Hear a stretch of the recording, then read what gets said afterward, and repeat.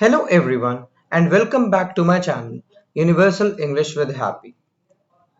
It's the day 5 and this one's a little different from everything so far. So let me explain why before we dive in. Days 1 through 4 were all about you, your own spoken English, your own confidence, your own fluency. Starting today, we shift gears. Section 5 through Section 8 are about teaching. Taking everything you have learned and turning it into lessons you can actually deliver. Whether that's to one private student, a full classroom, or your own kids at the kitchen table. If teaching isn't your goal and you are only here to improve your own English, stick around anyway. Understanding how a lesson is built will actually make you a sharper learner too, because you will start recognizing the structure behind every English class or app you have ever used. We are going to take a look at three things today. First, how to set a lesson objective that's actually clear enough to teach toward, instead of a vague goal like improve speaking. Second, the four-part lesson structure that professional teachers rely on constantly: warm up, presentation, practice, and review. Third, how to choose materials and activities that actually match your objective and your students, instead of grabbing whatever worksheet is easier to find. Here's something that surprises new teachers. The single biggest difference between a lesson that flows and a lesson that drags isn't that teacher's English level or even their teaching experience. It's whether the lesson has a clear plan behind it. An unplanned lesson feels like wandering, jumping between topics, running out of things to do halfway through, or running out of time with half the material untouched. A planned lesson feels like a story with a beginning, middle, and end. Just like we watch movies, the starting, the middle, and then the climax comes. Even if it's only 25 minutes long, students feel that difference immediately, even if they couldn't explain why one class felt better than another. That's exactly the gap today's video closes. So, right now, we are going to set the clear lesson. Every good lesson starts with one clear objective, not a topic. What did I say? An objective. There's a real difference, and most teachers miss it. Particularly if I say, then most new teachers miss it. Now we are going to take a look at the past tense as a topic. Students will be able to describe three things they did yesterday using correct simple past tense is an objective. Notice the difference. What? Notice the difference. Sorry. So where were I? The objective tells you exactly what a student will be able to do by the end. And it's specific enough that you could actually check whether it happened. So, a useful test: could you watch the last 5 minutes of your lesson and clearly tell whether the objective was met? If the objective is improve English speaking, you can't. That's too vague to observe. If the objective is students will ask and answer three questions about their weekend using simple past tense, you absolutely can watch for that. A simple formula that works for almost any lesson. Students will be able to plus a specific action verb, describe, ask, explain, compare, plus the specific language or skill involved. Students will be able to order food at restaurant using polite request phrases. Students will be able to introduce themselves and one other person using present simple. Here, Just avoid vague verbs like understand, learn, or know in your objective. Because you can't directly observe understanding. You can only observe what a student does or says. Swap understand the past tense for use the past tense to describe yesterday. And suddenly you have something you can actually plan activities around and actually check at the end. New teachers often try to cram 3 or 4 objectives into one lesson, which usually means none of them get proper practice time. A single, clear, well practiced objective beats 4 half covered ones, especially for shorter lessons if you have more ground to cover. That's what tomorrow's lesson is for. Let's run through several vague objectives turned into clear ones. Since seeing the pattern repeated makes it six faster than one example alone. Vague. Improve vocabulary. Clear. Students will be able to name 8 kitchen items and use them in a sentence about cooking. Vague. Practice conversation. Exactly clear. Students will be able to ask and answer 5 questions about daily routines using simple present. Vague. Work on pronunciation. And clear. Exactly clear. Students will be able to correctly stress the second syllable in 10 common two-syllable verbs. Notice the pattern across all three. The clear version always names a number, a specific structure, or a specific checkable action. That specifically is what makes an objective actually plannable. The formula stays identical either way, but the scope often shifts. With one student, you can tailor the objective tightly to their specific need. This student will be able to confidently answer common job interview questions and adjust live based on how they respond with a full class. Your objective needs to work for a range of levels in the room simultaneously, which usually means building in a slightly lower floor and a slightly higher ceiling. A core objective everyone can reach, plus an optical stretch version for faster students.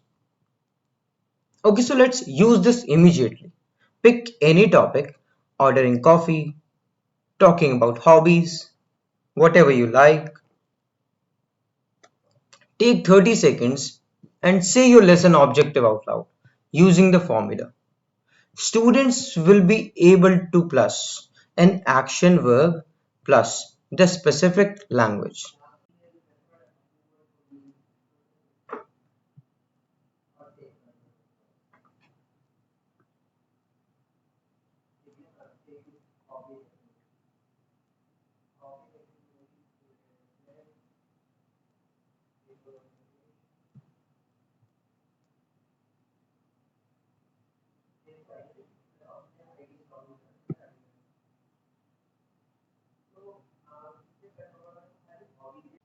Welcome back. However, that objective came out if it named a specific, observable action instead of a vague feeling like improve or understand. You just wrote something you could actually build a real lesson around. That's the whole skill. Now that you can write a clear objective, let's build the container that objective lives inside. A 4-part lesson structure: warm up, presentation, practice, and review. This structure works for a 20-minute lesson and a 90-minute lesson alike. Only the timing inside each part changes. The warm up isn't filled, it has a real job. Waking up students' English brain and connecting today's lesson to something familiar. A good warm up is short, low pressure, and often connects loosely to topics without teaching it directly yet. Simple warm-up examples: ask students what they did yesterday before a past tense lesson. Show a picture and ask, what do you see? Before a vocabulary lesson. Play a 1 minute guessing game. The warm-up should take no more than 5 to 10% of your total lesson time. Its job is to open the door, not walk through it. A quick contrast worth remembering. A weak warm up is disconnected. Small talk that has nothing to do with the lesson ahead. Burning time without building in momentum. A strong warm up, even something as simple as quickly tell your partner one thing you ate today, already has students producing language and thinking in English before the real lesson even starts. This is where you introduce the target language or skill clearly. Presentation isn't a lecture. The best presentations are short, visual, and example heavy, not rule heavy. Show the language in a real context first, then explain the pattern, rather than starting with an abstract grammar rule. For a lesson on past or simple past, a strong presentation might show a short story or timeline with clear past tense verbs highlighted. Ask students what they notice about the verb endings and then confirm the pattern together. Rather than opening with today, we learn the simple past tense, which is formed by. Students remember discovered patterns far better than announced rules. Keep this section very tight as a rough guide. 15 to 20% of your total lesson time is plenty. If your presentation is running long, that's usually a sign you are over explaining instead of trusting the practice session to do the real teaching through repetition. This is the heart of the lesson,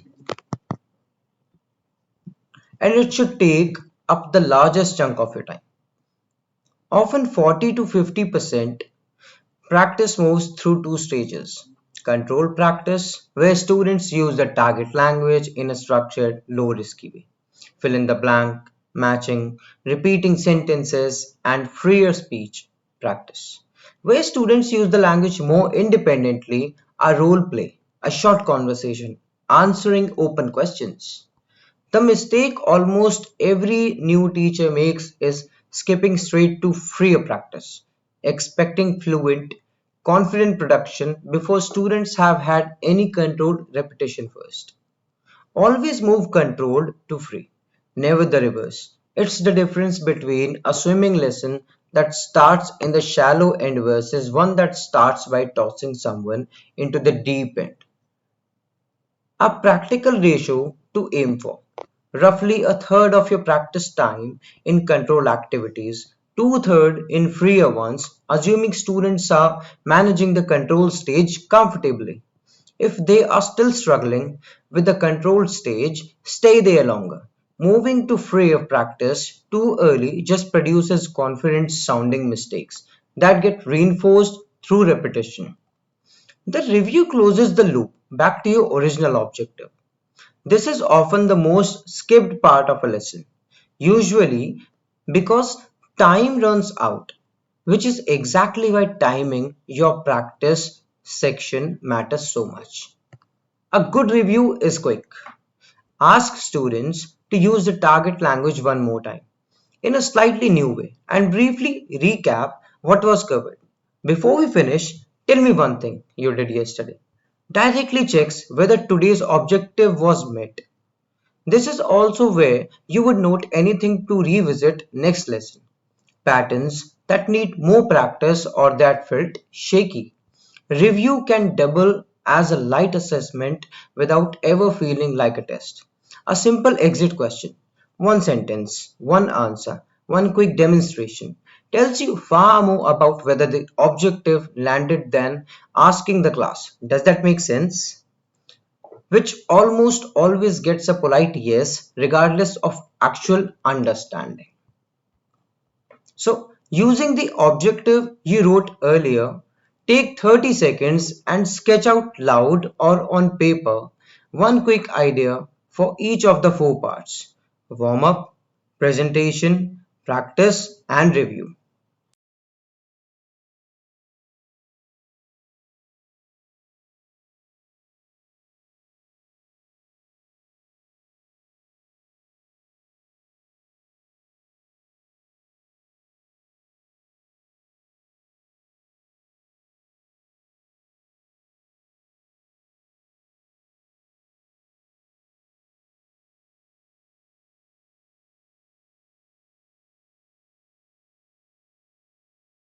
Welcome back. Whatever you sketched, you just built the skeleton of a real lesson planning in 30 seconds. Everything else, the specific worksheets, the specific games, is detail you can add once this skeleton exists.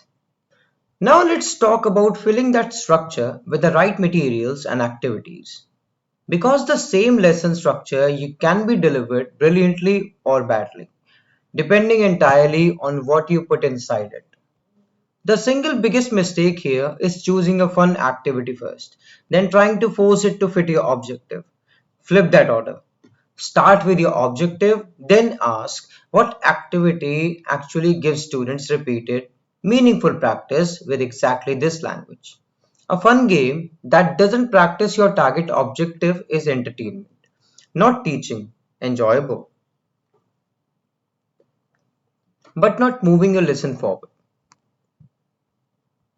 A worksheet that works beautifully for adult professional learners will often fall flat for children, and a game based activity that delights a classroom for 8-year-olds might feel patronizing to adult learners preparing for a job interview.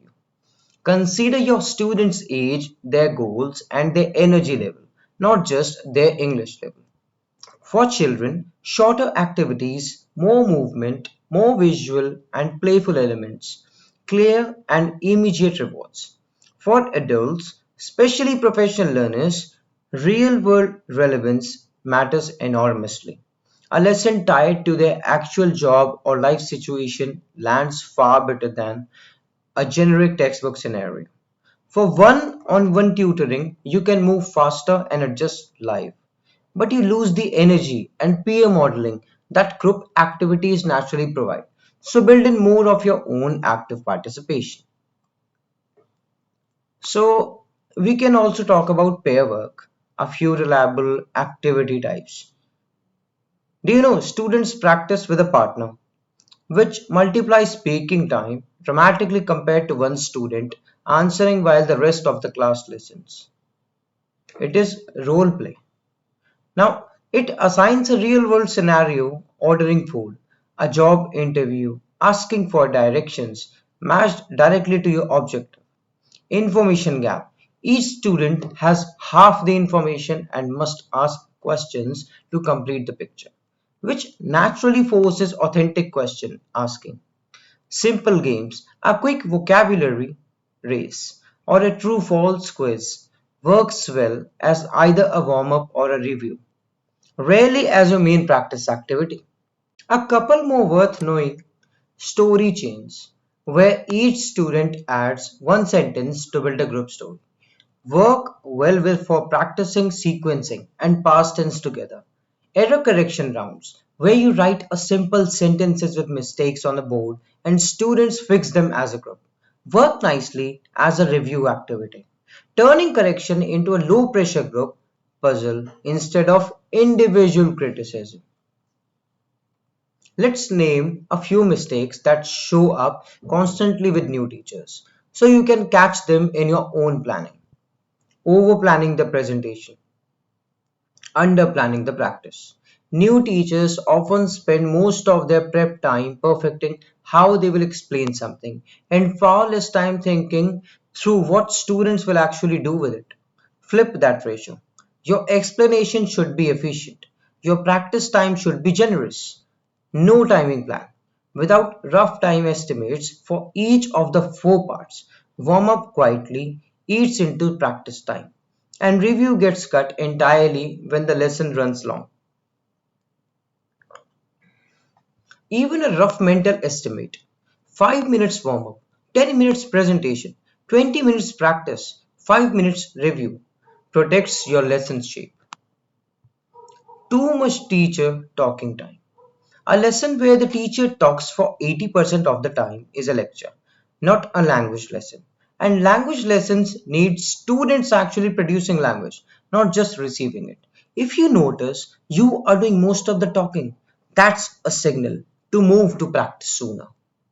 Planning activities instead of planning outcomes. It's tempting to plan by asking, what activity should I do next? Instead of, what do I want students to be able to do by the end? Always start from the objective and work backward into activities, not the other way around. Otherwise, you end up with a lesson that's entertaining but doesn't actually build toward anything specific. Before we wrap up, let's answer a few questions that come up constantly at this stage. First, how long should lesson planning actually take? For a routine lesson, 15 to 20 minutes of planning is often enough. Once you are comfortable with this four-part structure, you are not writing an essay, just sketching the same four boxes we practiced earlier with specific content in each. Second, what if I run out of time and don't get to the review? Try to protect at least 2 or 3 minutes for it, even by cutting practice slightly short, because review is what actually confirms learning happened. Skip it consistently, and you are teaching without ever checking whether it landed. Third, do I need to follow this structure rigidly every single lesson? No, this is a reliable default, not a rule book. Once you are comfortable with it, you will naturally adapt. A conversation focused lesson might skip a formal presentation entirely, and a review heavy lesson might spend more time there than anywhere else. Learn the structure first. Bend it once you understand why it works. Fourth, what if my students are at really different levels in the same class? Build your co-objective around what everyone can reach. Then prepare one or two stretch questions or an extra round of freer speech or practice for students who finish early. Rather than redesigning the whole lesson around your strongest or weakest student. This is exactly the mixed level challenge we will cover in much more depth in section 6 tomorrow. Let's walk through one complete example, start to finish, using every day, everything from today. Objective. Students will be able to ask for and give directions using prepositions of place, show a simple map and ask, have you ever gotten lost somewhere? For 2 minutes. Low pressure, topic relevant. Show a short dialogue of someone asking for directions. Highlight the preposition phrases next to, across from, on, the corner of. And confirm the pattern together. Practice is going to control first. Filling in prepositions on a simple map exercise, then freer. Pairs take turns asking for and giving real directions using a classroom drawn map. One pair demonstrates their exchange for the group, and you ask each student to say one direction phrase before class ends. Notice that every single piece, warm up, presentation, practice, and review. So these all ties directly back to one play objective. Nothing is there just because it's fun or familiar. Everything earns its place in the lesson. Let's contrast that with a children's lesson since the structure stays the same, but the texture changes a lot. Students will be able to name 6 animals and say what sound each one makes. A quick song or a guess the animal sound. 30 seconds, high energy, gets kids physically engaged immediately. Flashcards with animal pictures, teacher models the word and sound. Kids repeat together as a group. No explanation needed at all. Just modeling and repetition. Control first, matching animal pictures to sound words. Then freer. Kids take turns acting out an animal, while classmates guess. A quick chant or song using all 6 animals together, which doubles as a natural, playful check that the vocabulary landed. Same 4-part skeleton as the directions lesson for adults, but almost every detail inside it changes. Shorter attention spans, more movement, more repetition, far less explicit explanation. That's the real skill of lesson planning.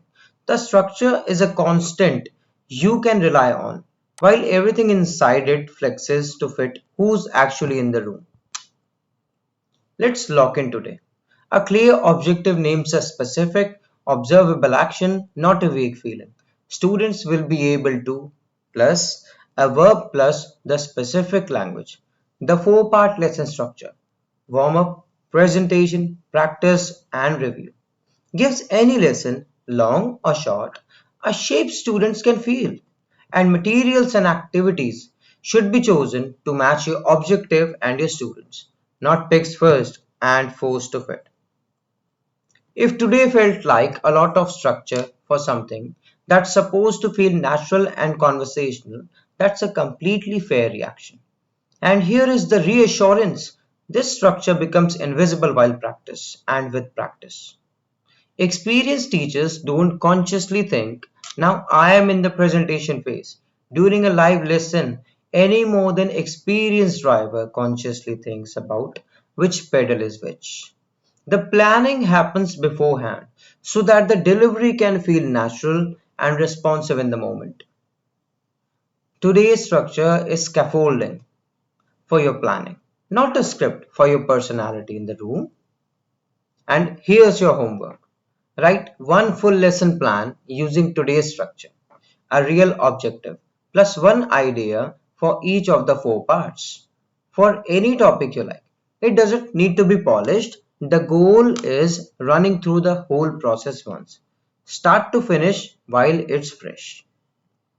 So, tomorrow in section 6, running your classroom, we move from planning a lesson on paper to actually delivering it in the room, keeping students engaged, handling mixed level classes, and giving feedback that corrects mistakes without discouraging anyone. And if today helped, subscribe and turn on notifications. A new video goes up every day. Drop a comment with the objective you wrote during today's practice pause. I read everyone. And again, thanks for joining me for the start of the teaching half of this course. Grab your notepad, sketch tonight's lesson plan, and I'll see you tomorrow for section 6. Thank you so much. Videos बनाने हैं, Filmora है ना।